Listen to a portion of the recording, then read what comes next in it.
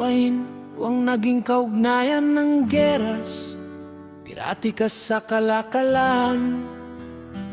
Makaapekto ito sa kalakalan dahil sa pag-atake ng mga pirata sa mga barko at kalakal. Bakit mahalagang maunawaan ng mga pangyayaring ito upang maintindihan kung paano inubog ng kasaysayan ang ugnayan at kalakalan sa ating bansa? Ano ang natutuhan mo sa nakaraang aralin? Natutuhan ko ang tungkol sa mga digmaan laban sa pirata at ang epekto nito sa lipunan at kalakalan noon.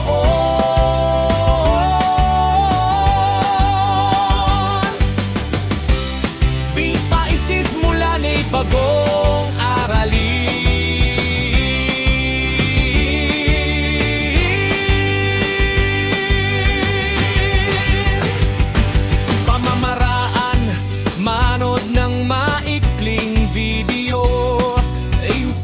Maintindihan ang paaling gamitin iyon. Nagpansing boba ito ay nasa gitna ng maraming dagat at ruta. Bakit ito naging sentro ng kalakalan? Dahil sa estratehikong lokasyon nito sa rutang dagat. Ano ang naging kapakinabangan nito sa mga tao? Nagbigay ito ng kabuhayan at nakipag-ugnayan sila sa ibang bansa. Sepa hahabi sa layuning ing aralin.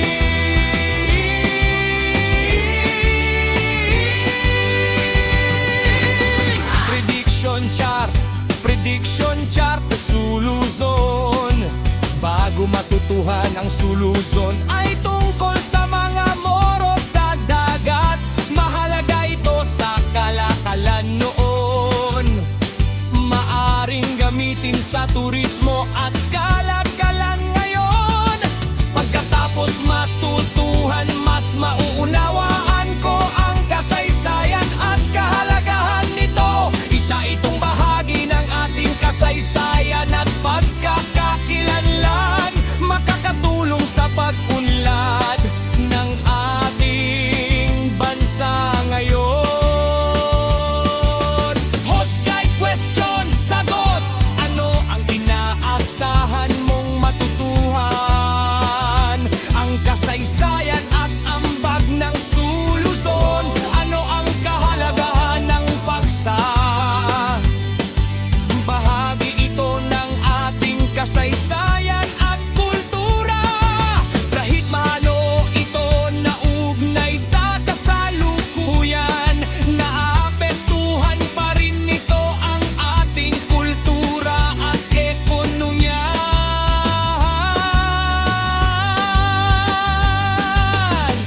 Ipag-ugnay ing halimbawa sa bagong aralin.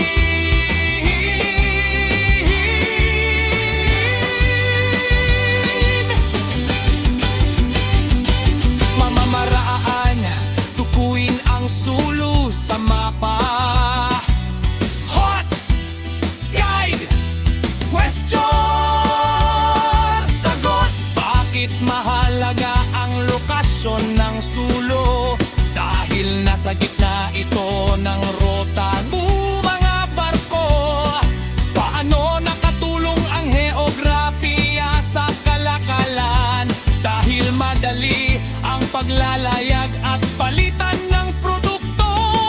Hoy, ano ang mangyayari kung hindi maganda ang lokasyon? Mahihirapan sa kalakalan at pakikipag-ugnayan.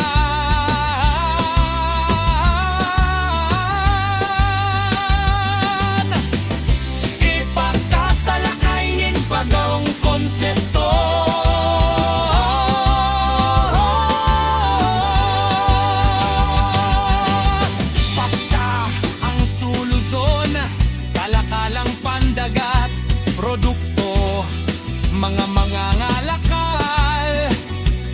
Ambag sa ekonomiya. Hot Guide Question! Sagot! Bakit naging makapangyarihan ng Luzon? Dahil sa heografiya, organisadong pamahalaan at kalakalan.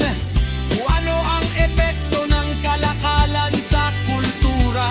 Nagkaroon ng pagpalitan ng kultura, sining relihiyon at wika. Kung ikaw ang pinuno noon, paano mo paunlarin ng kalakalan? Magtatan ako ng ligtas na pakikipagkalakalan at palalawakin ng ugnayan sa ibang bansa. At maglinang sa kabihasnan.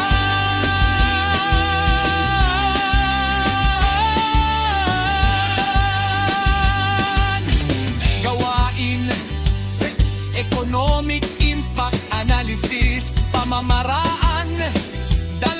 Concept Map.